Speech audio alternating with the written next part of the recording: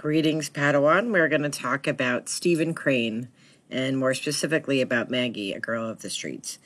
So, Stephen Crane is one of my favorite writers, and I like Maggie, a girl of the streets. It's a novella, so it's short. It's only about 60 pages long, so you can get through it. But it is brutally honest, so it's definitely realist. But it's one of our first pieces of naturalist writing that we see.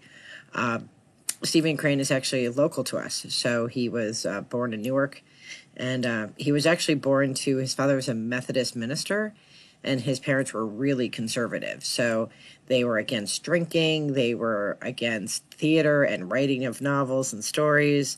So he was raised in this tradition, and and then he goes out and defends prostitutes, which we'll talk about.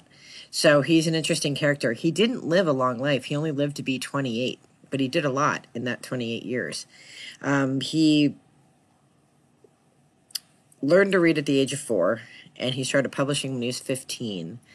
And he went to the University of Syracuse and, wasn't all that interested in college and ended up dropping out. He actually wrote Maggie while he was a student there, and he lived in near the Bowery where the tenements were. So he had a first-hand look at the life there and the lifestyle, which lends to his creation of Maggie and the environment and the tone. And then he actually, rumor has it that he went a semester to Lafayette after he got booted from University of Syracuse, but college wasn't for him, so he wanted to be a reporter and journalist. So he went to be a war correspondent. And he actually took his girlfriend. He never married, but he had a long-term girlfriend, and he took her. So she's actually, Dora Taylor is considered the first female war correspondent. So that's a fun little fact about them. So what's interesting is that he wrote Maggie first, and then he wrote Red Badge of Courage, which is what he's most known for. And that was wildly popular. So everybody assumed that he had veteran experience. And he was a war correspondent, so he had said to his friends, like, I guess I'm not that bad at writing it, but he himself was never a veteran.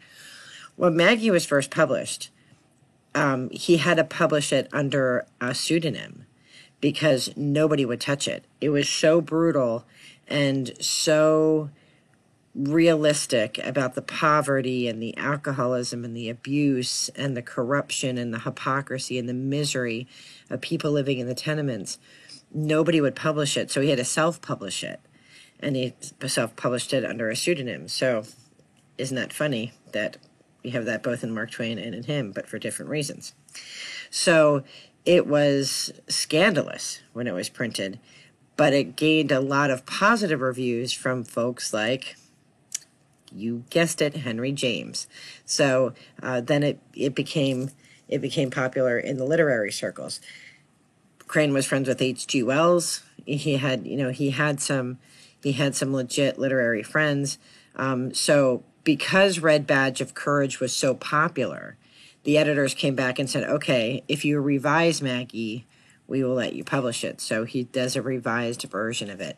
And so most of us probably read Red Badge of Courage in high school, and so I didn't want to read it again because I like Maggie. Maggie's problematic because Red Badge is so much better as a text, but Maggie, I think, speaks to something that we take for granted now. So the story of innocence falling, right? So you have a naive and innocent girl, and she's ruined by society. That kind of is cliche now. That's been played out. But his story is the first time a story like that has ever been written in such great graphic detail. So it's shocking to people. So you're going to read Maggie, but the basic storyline is that Maggie's this innocent, beautiful girl. She has an abusive, she comes from an abusive family. Her mom's a raging alcoholic. They're violent. They're super poor, and she doesn't know that. She doesn't know that she's poor. She's very romantic and idealistic, and Crane, holds her accountable for being that way, but that's how she is. And she meets this fella named Pete who, has a little bit of money, and he wows her, and she's like, oh, I didn't realize I was this poor. And, Pete leads her down the wrong path, and people think that they're having a relationship and physical relationship, and it ruins her reputation, and her mother kicks her out, and then she's forced into a life of prostitution. And then the ending, which you'll read, there's a debate about the ending. Does she commit suicide, or is she killed by one of the Johns? So you'll have the opportunity to weigh in to what you think happens to her. So the story is brutal. The story is sad, but it is, and it uses regional language. So there's the Irish dialect being used, but it really paints a vivid picture of what the tenements were like and what life was like for males and females, and the hypocrisy that Crane saw. Because Maggie and her brother Jimmy have parallel storylines, right? So Maggie meets this guy who takes her down a bad path. Jimmy meets a girl and takes her down the right path. And Maggie and the other girl, they have similar fates. But the boys get to walk away scot-free. Nothing happens, right? And so Crane's pointing that hypocrisy, which nobody wanted to pay attention to. So, Maggie is, I think, one of my favorite texts too, because it illustrates things that we don't want to think about as Americans, that double standard that we have, the misery that existed in the tenements as these mass immigrants came, to seek the American dream. And what is the American dream for Maggie, right? What is the dream for her? There's, when we talk about the different themes, one of those themes is like this hopefulness that she has, this innocent hopefulness, and then it's immediately dashed. It's immediately, her mom messes it up, and she doesn't have a chance to get out from these external forces that are crushing in on her. And that is the definition of naturalism, which is a form of a subgenre of realism. So it's, forces beyond your control that determine what happens. And so Maggie is an example of a naturalist novel. And so, I'm going to talk about the big scandal at the end, because I want to talk a little bit more about Maggie. So let's talk about Maggie. So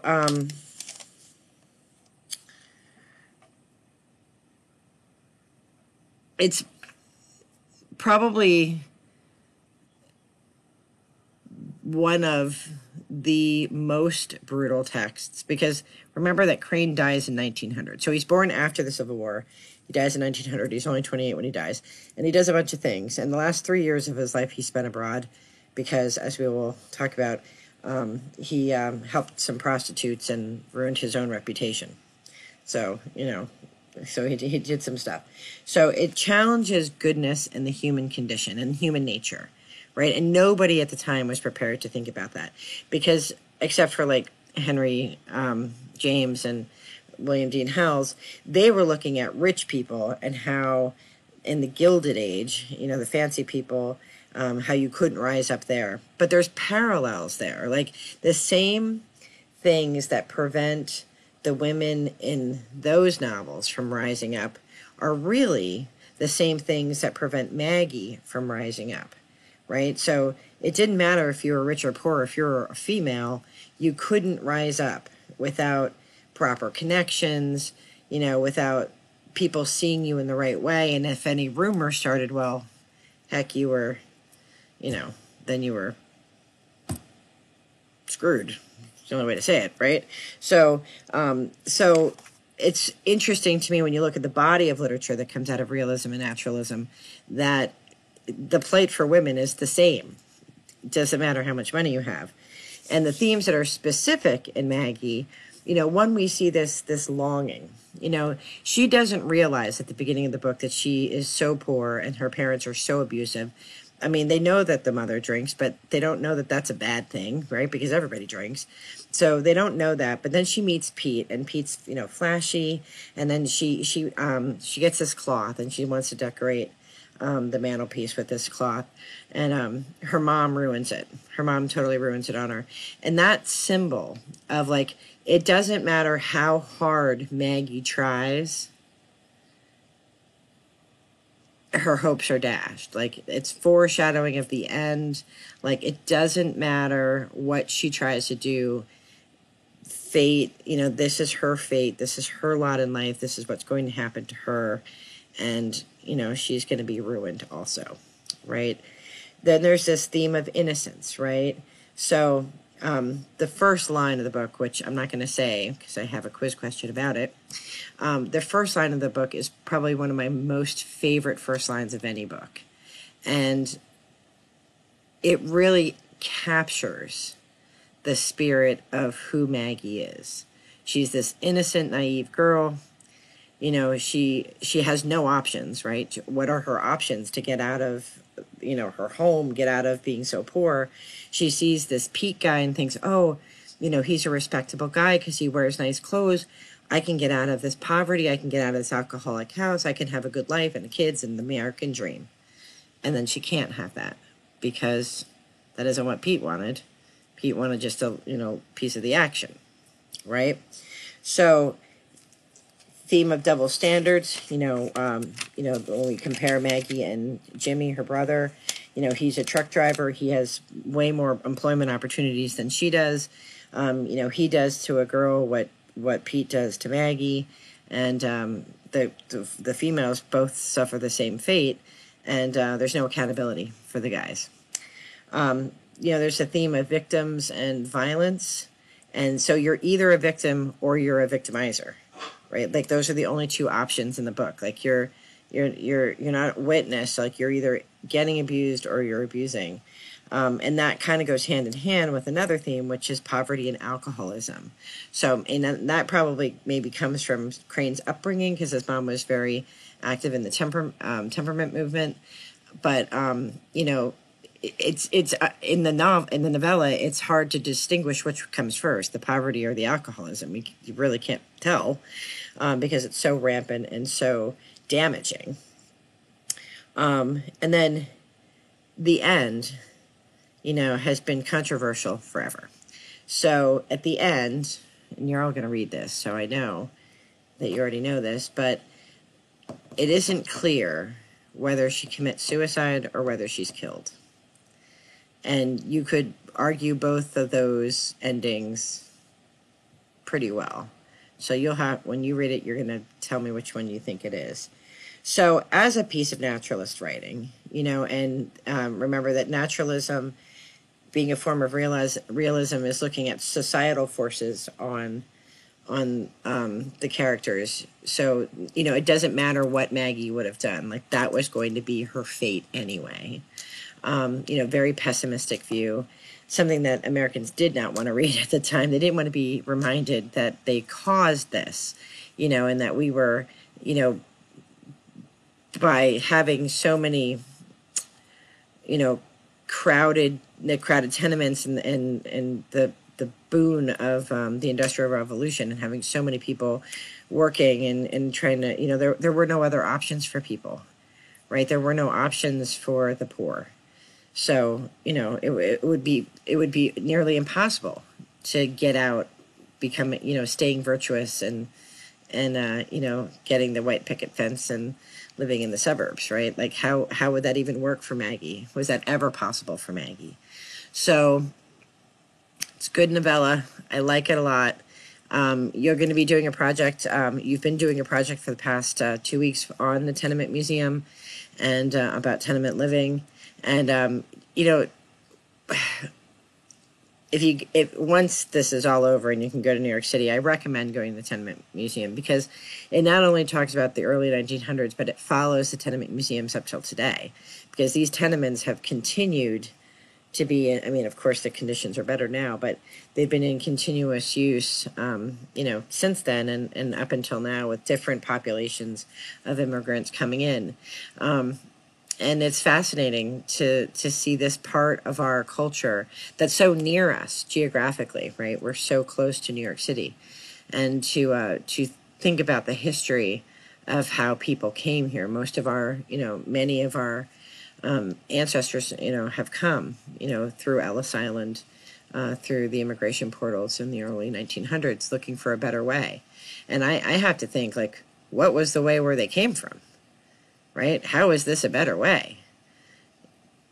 I don't know. So I don't have any answers to that question, but I do enjoy the literature. So hopefully you will too, and I will see you next time.